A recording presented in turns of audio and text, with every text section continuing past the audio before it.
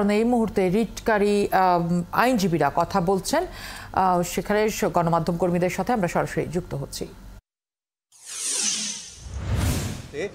এই যে 200 মানুষ মারা গেছেন কিংবা সরকারি হিসেবে সেটা 150, আজকে অ্যামনেস্টি ইন্টারন্যাশনাল পরিষ্কার বিবৃতি দিয়ে বলেছে এখানে প্রয়োজনের অতিরিক্ত বল প্রয়োগ করা হয়েছে। এখানে AK-47 যে রাইফেল, আপনার কালাশনিকভ নামে যেটাকে অনেকে চেনেন, সেই রাইফেল যেটা যুদ্ধাস্ত্র, সেটার ব্যবহারের কথা অ্যামনেস্টি ইন্টারন্যাশনাল বলছে। গুলি করা হয়েছে 3 বাহিনী, পুলিশ বাহিনী, র্যাব এবং সেনাবাহিনী, 3 বাহিনীর কথা উল্লেখ করে অ্যামনেস্টি ইন্টারন্যাশনাল বলছে যে গুলি চলেছে এবং অপ্রয়োজনে সাধারণ নাগরিকদের উপর গুলি চলেছে। এবং এটার ব্যাপারে কঠিন ভাষায় অ্যামনেস্টি বলেছে জাতিসংঘের মহাসচিব এ ব্যাপারে তার যে আশঙ্কা সেটার কথা জানিয়েছেন একটি বিবৃতিতে।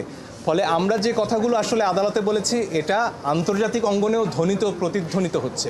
ফলে এটা নতুন কোনো কথা নয় এবং তার প্রভাব আসলে আমাদের যে বাহিনীগুলো রয়েছে তাদের মধ্যে পড়েছে কিনা সেটা আমার পক্ষে বলা সম্ভব নয়, কিন্তু এতটুকু জানি যারা মারা গেছে তারা কোনো নির্দিষ্ট দলের কারো সন্তান নয়। বুলেট যখন একটি বাসায় এসে মা তার সন্তানকে ঘুম পাড়িয়ে বারান্দায় এসেছেন, তাকে হত্যা করেছে একটি বুলেট, সে বুলেট জিজ্ঞেস করেনি আপনি কোন দল করেন।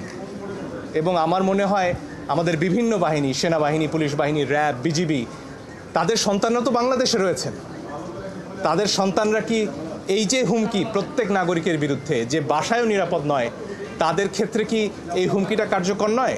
তাদের বিবেকেও কি আসলে এই প্রশ্নটা পৌঁছেনি যে পরের বুলেট কি আপনার সন্তানের দিকে যাবে না? একটা খুব চমৎকার ছবি দেখছিলাম, সেখানে এক শিশুকে গুলি করছেন একজন পুলিশ এবং সেই শিশুটি জিজ্ঞেস করছে বাবা ওটা কি তুমি? সে প্রশ্ন তো আমাদের সবাইকে করতে হবে। আমাদের কল্পনা চাকমার একটি উক্তি ঘুরে বেড়াচ্ছে, সেখানে বলা হচ্ছিল যে পাহাড়ে যে অত্যাচার করা হয় পরীক্ষামূলকভাবে, একসময় সেই নিপীড়ন নেমে আসে সমতলে।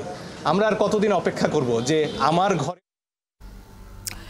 দর্শক, আন্দোলনকারীদের উপর গুলি না চালানো এবং ডিবি হেফাজতের 6 সমন্বয়কের মুক্তির নির্দেশনা চেয়ে হাইকোর্টের যে রিটের শুনানি হওয়ার কথা ছিল আজ দ্বিতীয় দিনের মতো, সেটি আজ হয়নি, কারণ একজন বিচারপতি ছুটিতে রয়েছেন।